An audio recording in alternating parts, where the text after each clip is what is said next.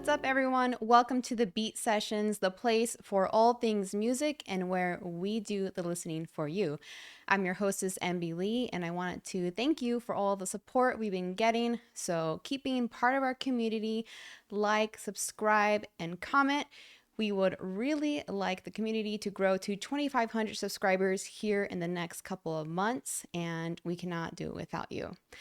And today I'm sharing with you Lana Del Rey's 9th studio album, Did You Know That There's a Tunnel Under Ocean Boulevard, released Friday, March 24th, 2023, following up from Blue Banisters in 2021. I do like the feel of the dramatic album cover, giving off the vintage and Frank Sinatra flair, as well as giving credits to those who contributed to this project. Not gonna lie, this album is pretty hefty, not only in its length, but also in its whole aspect. The album is 1 hour and 18 minutes long, and it has 16 songs. I also might add that I actually didn't like the album at first, and I don't know if it was because I had to listen to it more or be in a different mood, but I would tell you guys that I did listen to this album 3 times, and it actually took me almost the full 3 times to allow myself to enjoy this album. And I think it's because this album is just so moody. It's like you have to know what it is first, and then you can enjoy it. I'm not saying the album is bad or amazing, but I'm saying there's always a place for this type of music in my heart, but it's just not always a good time to listen to it. And if you know about Lana Del Rey and have heard some of her previous songs, you should kind of understand what I mean by that. She's an artist reserved for those type of feelings of exploration and romance and sad girl music, which, by the way, is not parallel related to sad boy music. I feel like every time Lana releases an album, it's like those wooden Russian dolls, and we can never figure her out completely, and the layers are just endless. She does put out some controversial opinions, first back then seeming to be an anti-feminist, and then now changing to support feminism. But there were a few shocking pieces in the album that could be hinting of how her history of her roots is still held well within her everyday life. This album is more about her family and where she came from and what has happened in her life, her reflections and concerns of the current culture, and how you learn the most about people by the way they interact with others. It's a lament to her aging self, family affairs, if she will have one of her own, and who will be there on her deathbed.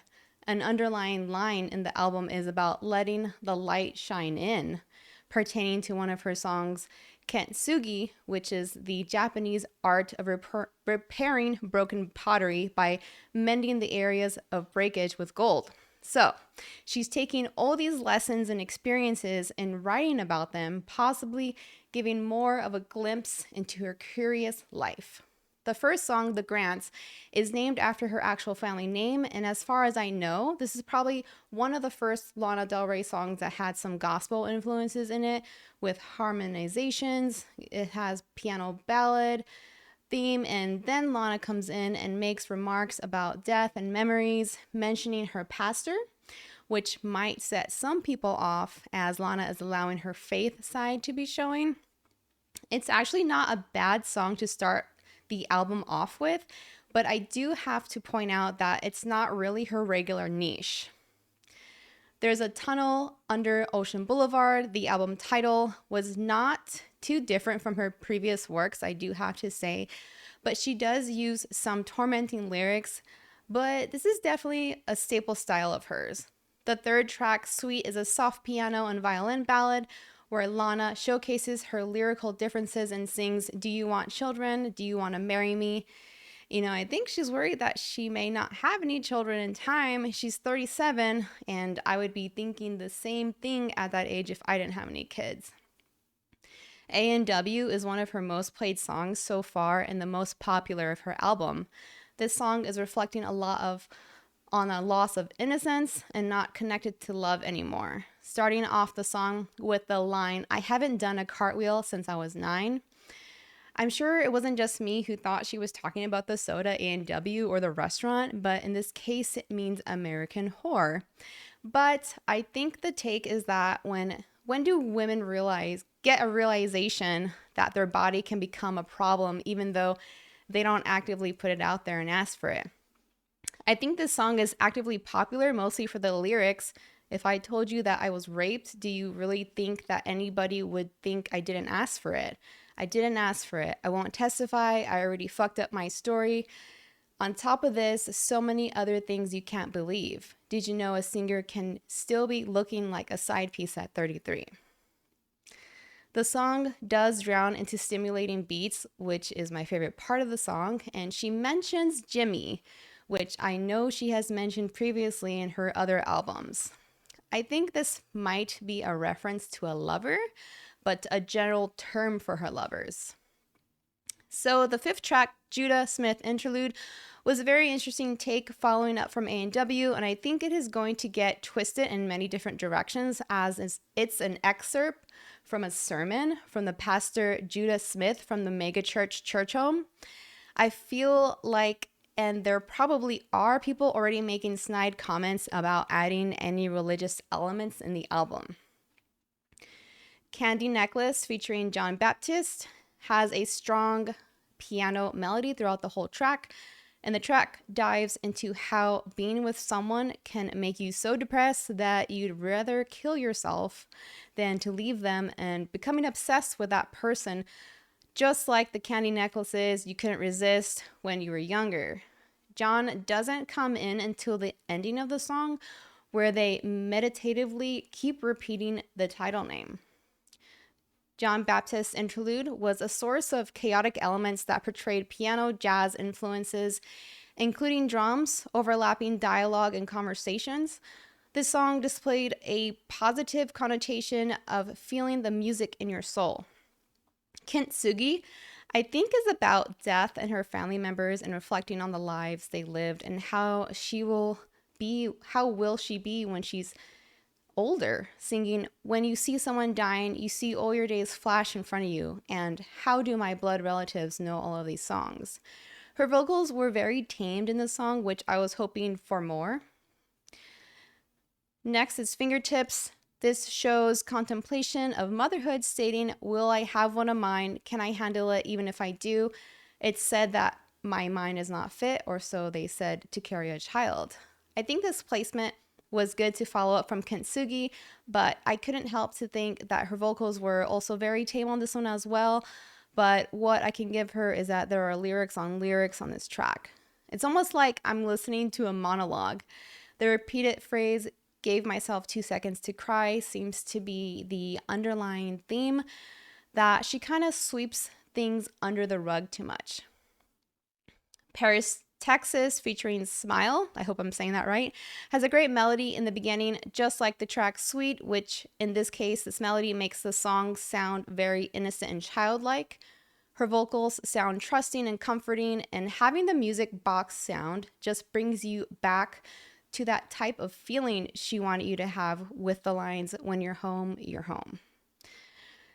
Grandfather, please stand on the shoulders of my father while he's deep sea fishing, featuring Ryopi, kind of had some virtue signaling in it with the lines, "regrettably also a white woman, but I have good intentions, even if I'm one of the last ones. If you don't believe me, my poetry, my melodies, feel it in your bones." It was almost kind of like a sellout song that she thought she had to put in her album. I wasn't too impressed with those lyrics because it was given into the masses, which is whatever though, because artists should be able to put whatever kind of lyrics they want in their songs, and that's what's happening through current culture on one side of the spectrum right now. Sometimes when artists do include such obvious phrases, I do feel it does take away from the mysterious art component of the song. The next song, Let the Light In, featuring Father John Misty, is an acoustic guitar score with light drums and some type of organ, synth, or strings in the background.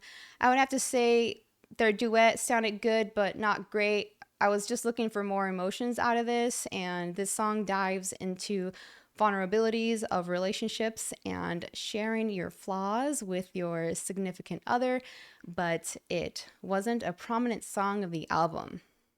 Up next is Margaret featuring Bleachers, has a vintage dreamy composition to it, and the lyrics were describing that moment when you realize that things aren't going to work out with that person you're currently with. Because when you know, you know. But this song didn't really stick out much to me either. Up next, Fishtail took a different turn and had some fresh and short drum beats in it, which hadn't really been in the album until now, and Lana continues with the dreamy style vocals in this track. Peppers featuring Tommy Genesis finally picks up the pace and has the style that reminds me that was on her first two albums. I feel like some people are going to get upset at a line she included in here, which said, "My boyfriend tested positive for COVID. It don't matter. We've been kissing, so whatever he has, I have. I can't cry." I feel like her lyrics are all over the place in this album, but I'd have to say this is one of my favorite tracks, though. The last song, Taco Truck times VB, was a fusion of her older style along with some dream pop and electronica. I think this song is about old flames and reuniting when the opportunity arises. I like that she left the faster songs for the end of the album and didn't end it with some slower options. So although I did enjoy the album, it's more of an art piece, and at least for me, it's not really an album I would put on to enjoy repeatedly and all the way through. For me, I do have to be in the mood to listen to this album, like a contemplative mood.